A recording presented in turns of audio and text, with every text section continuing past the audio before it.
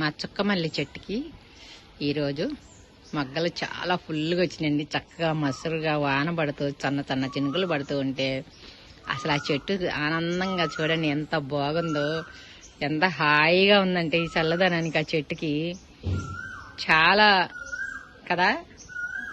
నాకు ఆనందంగా ఉంది చెట్టు చూస్తుంటే ఈ చల్లదనానికి. అలా ఉంటే ఇవి మా చెట్టు కనకాంబరాలండి, తడిసిపోయినాయండి, వాన పడుతూనే ఉంది. గులాబీ చెట్టు అండి, తులసి చెట్టుల్లో కలిసిపోయింది. ఇది తులసి చెట్టులో చూడండి ఎంత బాగుందో, మధ్యలో వచ్చి ఇలా ఉంది, కొమ్మకి పూసింది రెడ్ కలర్. చూడు చాలా బాగుంది కదా, చూస్తుంటే ఎంత బాగుందో. ఆహా చాలా బాగుంది. మధ్యలో చెట్ల మధ్యలో వచ్చి ముంచింది, తులసమ్మల మధ్యలో. తులసమ్మల పూజ చేసినట్టుగా ఉంది కదా గులాబీలతోటి. Hi, hello, welcome to Krishnamma lux YouTube channel వారి. మనం ఈరోజు కొబ్బరితో పుట్నాలతో కారపొడి తయారు చేయబోతున్నానండి. టిఫిన్లోకి కానీ వేడి అన్నంలోకి కానీ, అచ్చగా టిఫిన్లోకి కాదు అన్నంలోకి కూడా బాగుంటుంది అనమాట. ఈ పుట్నాల పొడి, నూగులు అరకప్పుకి, ముప్పావు కప్పు ఉంటాయి, పావు కప్పు ఉంటాయి లేండి, ముప్పావు కప్పు కూడా కాదు పావు కప్పు ఉంటాయి. ఈ యొక్క పల్లీలు ఒక పావు కప్పు, ఈ మాత్రం ఇది మాదిరి తీసుకోవాలి. ఎండు కొబ్బరి ముక్కలు, ఇంకా మనకు దీనికి సరిపడినంత ఎండుమిర్చి తీసుకోవాలండి. ఇప్పుడు ఇవన్నీ కూడా మనం పొడి తయారు చేసుకున్నాము. ఇలా చేసుకున్న పొడి, ఈ నూగులు కానీ, ఎండు కొబ్బరి, పల్లీలు ఇవన్నీ కూడా చాలా హెల్దీ ఫుడ్ కదా. వేడి అన్నంలో తింటుంటే చాలా మంచిగా ఉంటుంది, చాలా బాగుంటుంది. పిల్లలు కూడా ఇష్టంగా తింటారు. మనం దీనికి సరిపడినంత కారం వేసుకుని చేసుకుంటే చాలా బాగుంటుంది. ఈ కారాన్ని ఇప్పుడు మనం రెడీ చేసుకుందాం. వెళ్ళిపోదాం పొయ్యి కలిపి. ఓకేనండి, ఇప్పుడు స్టవ్ వెలిగించుకుని మనం స్టవ్ మీద కళాయి పెట్టుకుందాము. ఇప్పుడు రెడీ చేసుకుందాం. ఇక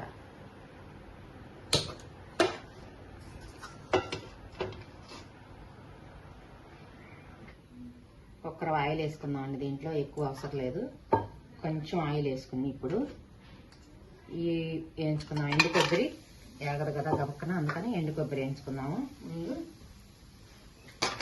ఇప్పుడు కొంచెం ఇది ఫ్రై చేసుకుని వెంటనే పల్లీలు వేసుకుందాం. దీంట్లో పల్లీలు కూడా ఫ్రై అవ్వాలి.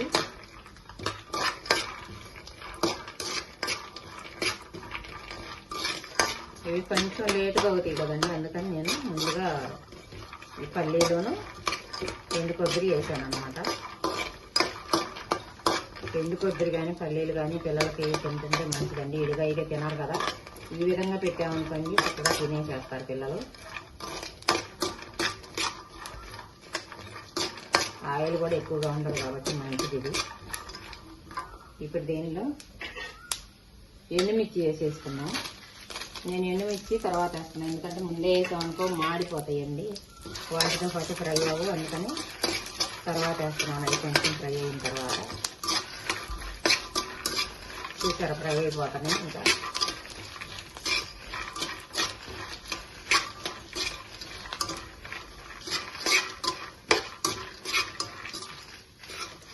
అయిపోయినాయి కూడా, ఇవి కూడా అయిపోయింది. ఇప్పుడు నెక్స్ట్ నూగులు వేసుకుందామండి. ఇగో నూగులు కూడా దీనిలో పోసేసుకుందాము. ఇది కూడా కొంచెం ఫ్రై చేసుకోవాలి.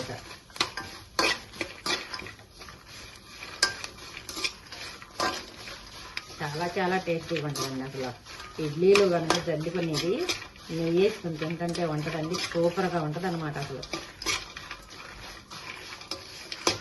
ఇంత కమ్మగా ఉంటుందంటే తింటుంటే చాలా.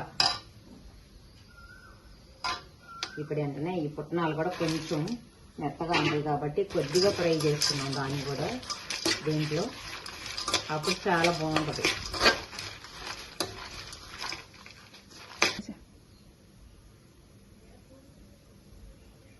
ఇప్పుడు ఒక చిటికెడు ధనియాలు అన్నమాట. ఇవి మంచి టేస్ట్ వస్తాయి అన్నమాట ఇట్లా వేసుకుంటే మనం.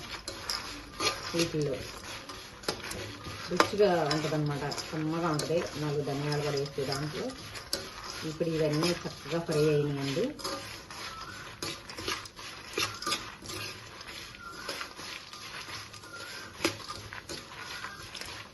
అవన్నీ ఫ్రై అయిపోయినాయి కదా, ఇప్పుడు ఇంకా ఆపేసుకున్నాము.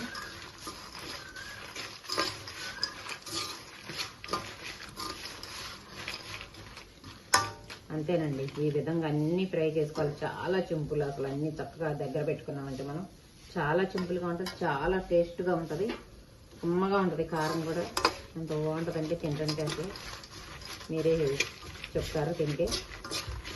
ఇది అందరూ చేసుకోరు గబక్కన ఇంట్లో, కానీ చేసుకుని తింటుంటే మంచిదండి. పిల్లలకు కూడా మంచిది. కొబ్బరి అన్నీ హెల్దీగా ఉంటుంది. పిల్లలకు తింటుంటే నడుము నొప్పులు అవి రాకుండా కూడా ఉంటాయి. కొబ్బరి ఎక్కువగా వేసుకుంటున్నాం కదా, మంచిగా ఉంటుంది.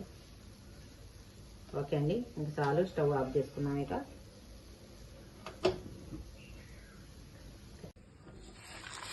ఓకే అండి, చక్కగా ఇవి లైట్గా వేడి తగ్గిపోయినాయి. ఇక ఇప్పుడు మనం ఈ జారాలో వేసేసుకున్నాం. అన్నీ కలుపుకొని వేసేసుకోవటం. జారాలకి ఈ జారలోకి వేస్తున్నాను మొత్తం. కారం మీకు సరిపోయినంత మీరు వేసుకోండి. నేనైతే దానికి సరిపడినంత వేసేసాను ఎండుమిర్చి. మీరు కూడా అలాగే వేసుకోండి. మీరు ఎలా తింటారో అలాగా, అది మన ఇష్టం. కారం మాత్రం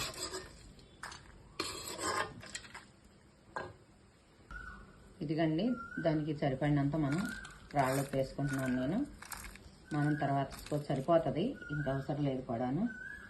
ఇప్పుడు దీన్ని మిర్చి పట్టుకుందామండి. ఇక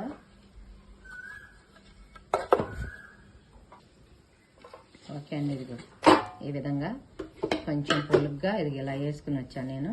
చూడండి మెదిగిపోయింది.